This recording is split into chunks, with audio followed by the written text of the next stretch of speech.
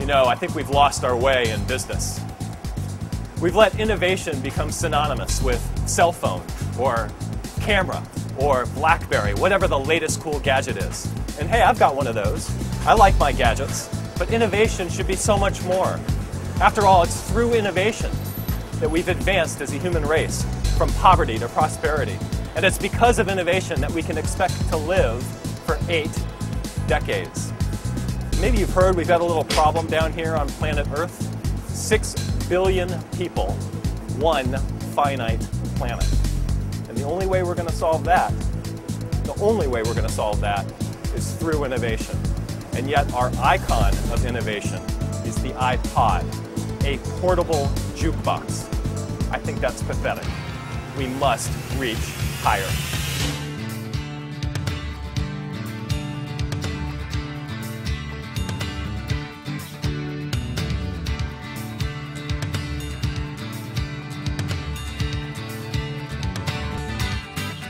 Before the last decade, there was one idea that shaped how corporations operated, one strategic doctrine.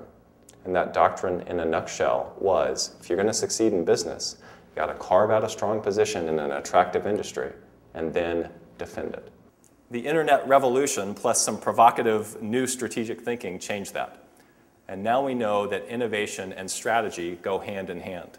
For the last 8 years, my co-author and I have been deeply immersed in studying what we call the triple flip with a quadruple twist of general management. That's making innovation happen inside of established organizations. What I'm going to talk about today is what that innovation adventure is really like. The first thing we got to do is surface some of the models that people typically carry around in their heads about how innovation works, about how it happens. And there's one story that's more common than any other story. I call it the innovator versus the octopus. The protagonist in that story is always the brilliant, inspired visionary. And the antagonist, always the oversized, life-threatening bureaucracy.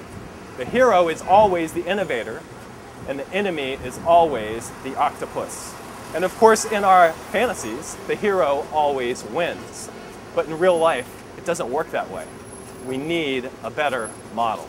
Organizations are not designed for innovation. Far from it.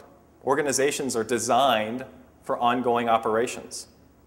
They are designed for the things that you already do well, like serving your existing customers, like challenging your existing rivals, like being very, very efficient. In fact, I like to think of them as like Porsches rolling down the Autobahn. I think of them as performance machines. How does the machine get so efficient? It's very simple. It tries to make every activity as repeatable and as predictable as possible. Innovation is experimentation. And all experiments are, by definition, non-routine and uncertain. These are fundamental incompatibilities. My gosh, no wonder what I hear so often from innovation leaders is this mantra: break all the rules. Okay? The only way to succeed in this company as an innovator is to, quote, break all the rules. It's not entirely wrong. Okay? Because of these fundamental incompatibilities, we do have to break some rules.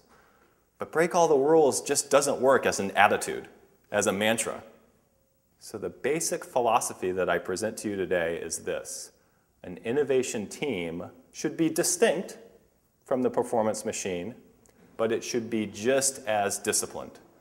Distinct, but disciplined. Not break all the rules, adopt different rules that are just as disciplined. I'll bet you've heard of this concept called zero-based budgeting. That means that last year's budget does not justify this year's budget. Well, you can think of this as zero-based organizational design. Again, building an innovation team should feel a lot like building a new company from scratch. About 10 years ago, when I first got into this research, I had a conversation with a CEO who, as it turns out, is one of the most thoughtful executives I've ever met on the topic of innovation. And this CEO said to me, he said, "You know, Chris, the limits to innovation have nothing to do with creativity. They have nothing to do with technology. They have everything to do with managerial sophistication." When I first heard that, I thought that was so dark. 10 years later, I look back and I say, he was right. And not only was he right, I can now look back on that and feel very optimistic. And it is with confidence and optimism that I say this, that it is through innovation that the private sector will solve the fundamental problem of our era. 6 billion people on a finite planet. So my wish for you is that you all may live the innovation adventure and experience the thrill of the breakthrough moment. But more than that, the satisfaction born of the sweat that turns ideas into reality. And that's what I've been working on for the last 10 years. And my work will be done when more companies can say, full potential achieved.